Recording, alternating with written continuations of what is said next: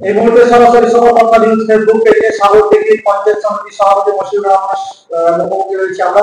এই যে সাগরদিঘি, রাজ্য রাজনীতিতে যে সাগরদিঘি একেবারে চর্চায় থাকে, সেই সাগরদিঘিতে 2024 লোকসভা নির্বাচনে প্রথম স্থান অধিকার করলো তৃণমূল কংগ্রেস, প্রায় 30,000 বেশি ভোটে লিড দিয়েছে। এই লিডটা কিভাবে সম্ভব হলো? গত নির্বাচনে তো কংগ্রেস 30,000 ভোটে লিড দিয়েছিল, তিনি আবার তৃণমূলে এসেছেন। এই লিডটা কিভাবে সম্ভব হলো সাগরদিঘিতে এত পরিমাণ লোকসভা কেন্দ্রে? আমি তো লোকসভা ভোটের আগে বলেছিলাম যে সাধারণ মানুষ মমতা ব্যানার্জির পক্ষে আছে। পঞ্চায়েত থেকে শুরু করে পঞ্চায়েত সমিতি, জেলা পরিষদ, প্রত্যেকটা জনপ্রতিনিধি মমতা ব্যানার্জির আন্ডারে ছিলেন। মমতা ব্যানার্জিকে মানুষ ভোট দিয়েছেন, তার নেতৃত্বে পুরো সাগরদিঘি ছেয়েছিল। কোনো ব্যতিক্রম কোনো কারণে বাংলাদেশে জিতেছিলেন।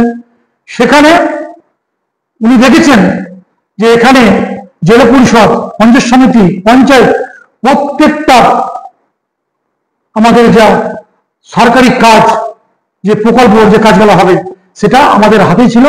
উনি ভেবেছেন যে আমাদের মুখ্যমন্ত্রীর বিরুদ্ধে গিয়ে, তৃণমূল পার্টির বিরুদ্ধে গিয়ে কোনো কাজ করা সম্ভব নয়।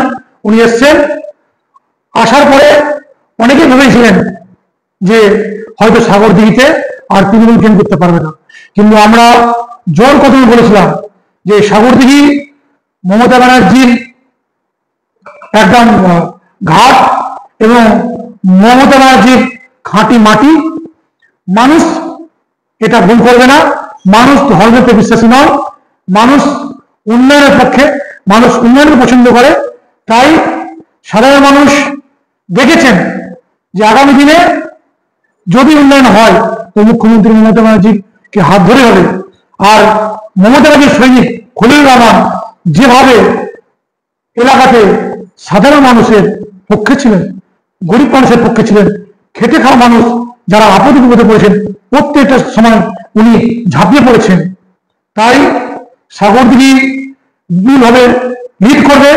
আমি বারবার বলেছিলাম যে যারা এই ক্যালকুলেশন লিস্ট করেছে, লিস্ট টপকে যাবে, 30,000 উদ্যোগ আমাদের সাগরদিঘি থাকবে। সাগরদিঘি তাহলে বলে দিচ্ছে রাজ্য রাজনীতিকে যে সাগরদিঘি মুর্শিদাবাদ জেলার প্রথম তৃণমূল পরিচিত ছিল 2011 সালে, তারা সপ্তঘাটি। সেই সাগরদিঘি 11টা অঞ্চলের মধ্যে একটি মাত্র সিপিএম এর দখলের জোটের অঞ্চল কাবিলপুর। সেই কাবিলপুরে তো তৃণমূল লিড দিল এবং আপনার অঞ্চল মণিগ্রাম ফার্স্ট হয়েছে। কিভাবে সম্ভব, যেহেতু মণিগ্রাম একটা সিভিল কাস্ট এলাকার অঞ্চল করছে বেশিরভাগটাই? ভোট হয়েছে, সাধারণ মানুষ তার রায় ওরা মোটামুটি প্রমাণ করেছে। আমাদের দায়িত্ব এবং কর্তব্য বুঝে পেরেছে। আমরা সাধারণ মানুষ আমাদেরকে ভরসা করেছে, মুখ্যমন্ত্রী মমতা ব্যানার্জি সরকারকে ভরসা করেছে। তাই তার সঙ্গে সঙ্গে আমাদের যেভাবে কর্তব্য বেড়েছে, আমরা এই কর্তব্য নিয়ে আগামী দিনে যেভাবে মানুষের চাহিদা বা ডিমান্ড, ওনাদের সঙ্গে এবং কাছে থেকে আমরা সেটা প্লাগ করব। আপনারা এটা ভেবে রাখেন যে মমতা ব্যানার্জি, অভিষেক ব্যানার্জি যেভাবে সারা রাজ্যে পরিশ্রম করছে, সাধারণ মানুষের জন্য যে প্রকল্পগুলো দিয়েছেন, এটা দিশাহীন। তার সঙ্গে সঙ্গে আমরা চাই সাগরদিঘির মানুষ এখানে যে একটা ম্যাজিক তৈরি করেছে, জেলাতে এই লোকসভা কেন্দ্রের 1 নম্বরে সাগরদিঘি আছে। এটা আমাদের একদিকে যেমন খুশি, আর দিকে কষ্টে।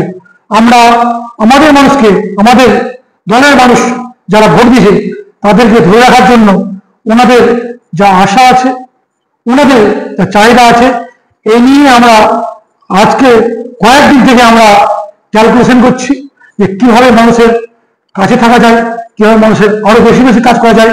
কারণ মানুষ আমাদেরকে ভরসা করেছে, মানুষ আমাদের আশা রেখেছে, যাতে মানুষ নিরাশা না হয়, মানুষের আশা যাতে পূর্ণ হয়, আমরা সেভাবে এগোবো, সাধারণ মানুষের কাজকর্ম করব।